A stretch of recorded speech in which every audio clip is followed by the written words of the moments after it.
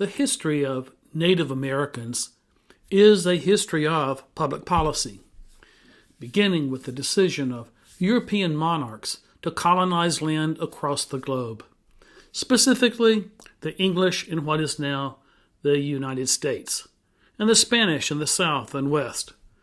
The Dutch, French, Portuguese, and others also sought wealth in the lands of other peoples.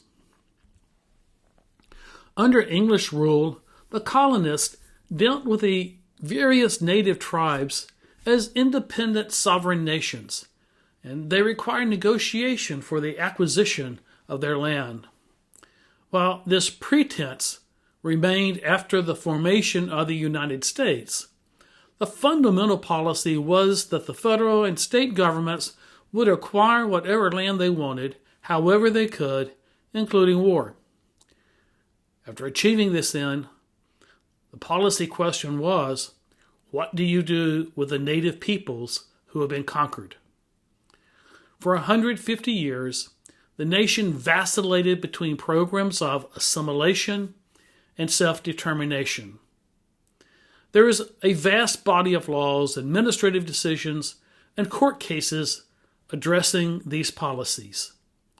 We will briefly only examine 5.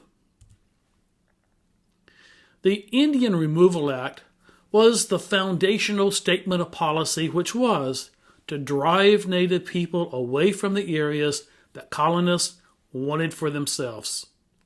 For the next 70 years after its passage, there were treaties made and broken as native peoples were first expelled from east of the Mississippi River and then further consolidated into western reservations. It was a devastating period of suffering and death, notably the Trail of Tears in 1836 to 1837. The map on the left from National Geographic shows the routes of the 5 southeastern tribes that were forced to leave their homelands and live in Indian Territory in what is today Oklahoma. Among the last battles during this period was the massacre at Wounded Knee on December 29, 1890. This photo shows some of the more than 350 Native men, women, and children who were massacred by the U.S. Army on this date. By the end of the 19th century, the wars were over, and the Native people were either dead or defeated. In 1990, upon the 100th anniversary of Wounded Knee, the U.S. Congress passed this resolution apologizing for what took place there, as they said, resulting in the tragic death and injury of approximately 300 to 375 Indian men, women, and children, and expresses deep regret on behalf of the United States to the descendants of the victims and survivors and their respective tribal communities. The Indian Removal Act, for all its flaws, made promises for the care and protection of the native peoples who gave up their lands for other lands. But 50 years after its adoption, the federal government began to break up the tribal lands that had been created. It was an effort to transition native people from their communal land holding and make them into individual homesteaders like the Euro-Americans. In 1887, Congress adopted an act to provide for the allotment of lands in severalty to Indians on the various reservations, otherwise known as the Dawes Act or the Dawes Allotment Act. Under this policy, tribal land would be allotted to individual members of the tribe and the rest sold off. Between 1887 and 1934, more than 86 million acres, representing more than 60% of the remaining native land, passed into non-native hands. And as land was leased or sold for development, housing, or farms, Indians lost access to traditional hunting, fishing, and gathering sites. While it never achieved full elimination of the reservations, the Allotment Act marked an intense period of forced assimilation. An extreme form of this assimilation is represented by the Indian boarding schools. Native children were taken from their parents and forced to live effectively in re-education prisons that we tend to associate with other countries. The program was designed to, quote, civilize Native children by stripping them of their language, clothing, hair, and culture, to make them into Euro-Americans. Colonel Richard Henry Pratt in 1879 established the Carlisle Indian School in Carlisle, Pennsylvania. As headmaster there for 25 years, his motto was, "Kill the Indian, save the man." After another 50 years, the policies on the Allotment Act were recognized as a failure, and this resulted in the Indian Reorganization Act of 1934. This act rescinded the Allotment Act and enabled reservations to actually acquire additional lands. The act began a program of tribal self-government, still within the guidelines established by the U.S. government. In this photo, President Roosevelt signs the act into law. And between the Allotment Act and the Indian Reorganization Act, Congress also granted citizenship to the Native Americans born in the United States. The 1924 Act granted voting rights to Native peoples just 4 years after women had also won voting rights. It took less than 20 years, however, for the U.S. to retrench against self-governance. In 1953, Congress adopted a resolution referred to by the ominous title of the Termination Policy.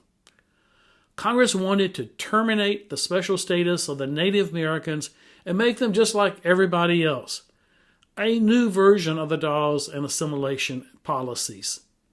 In this round, entire reservations would be eliminated.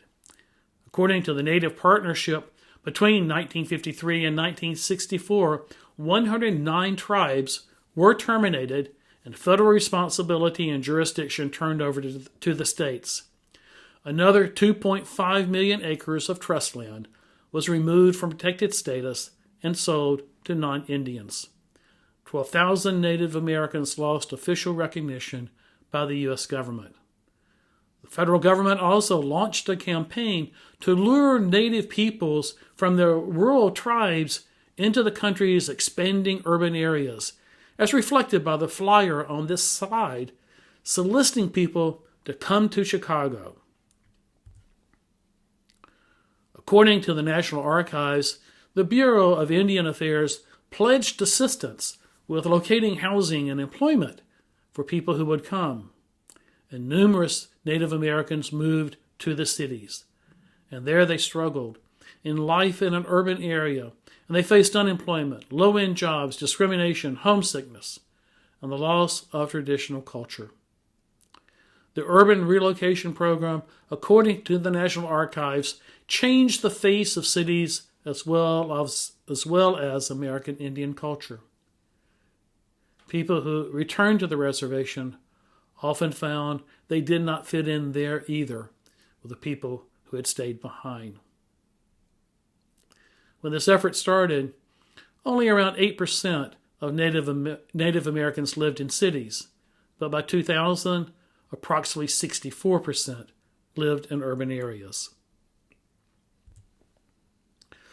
Like the Civil Rights Movement and African Americans, change for Native Americans came from advocacy by the Native people themselves.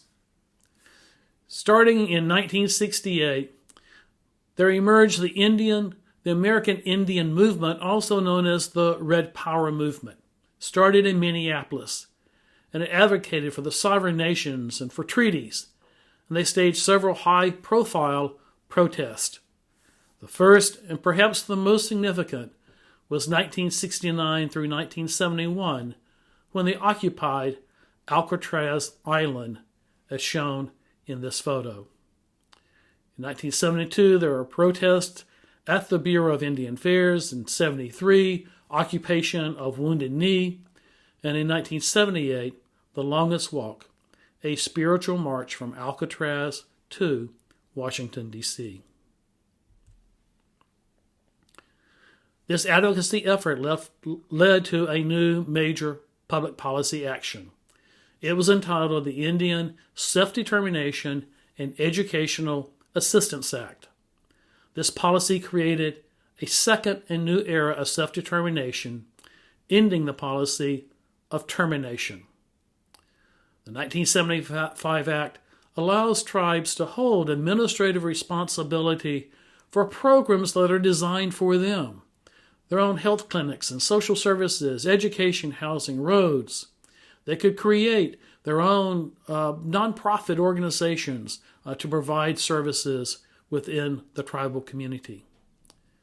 The Act has been amended several times, but it is the basis of public policy today. It was initiated in 1970 by President Richard Nixon, shown here in a ceremony at the White House. The eras across the 530 years during which Native American people have forcibly lived with the colonizers and their descendants are depicted in a variety of ways. The Harvard Law Library lists 8 eras, and as you can see, it has been the last 52 years in which we have operated under the policy, the second policy, of self-government. This timeline from the Nebraska Public Media is similar and provides additional context. Looking back on this history, what can we say? Perhaps that we're sorry? In 2010, the U.S. Congress made such an attempt.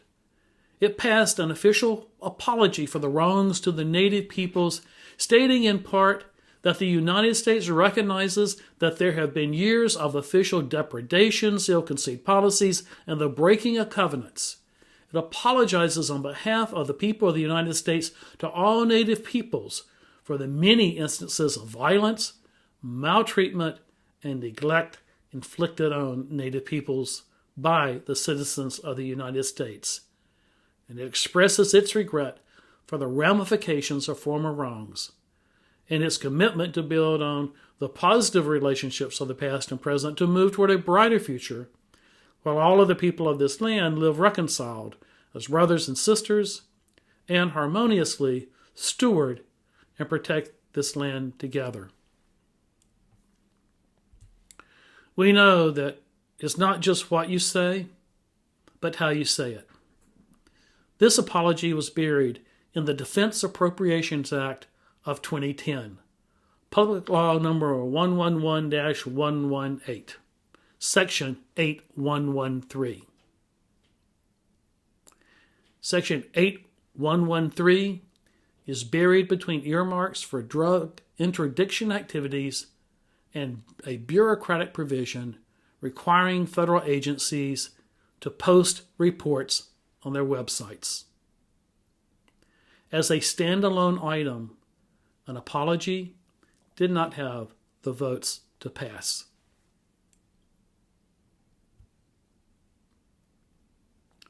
The bigger question that remains is, what do we do about the outcomes from this history of depredations, ill-conceived policies, and the breaking of covenants? What do we do about this history of violence, maltreatment, and neglect? The reality of this history is that there are extensive social, economic, and health disparities between the Native peoples and the people that defeated and dominated them. The question for today is, how can U.S. policy dismantle the inequalities between those who were here first and on whose land we live, work, play, and prosper?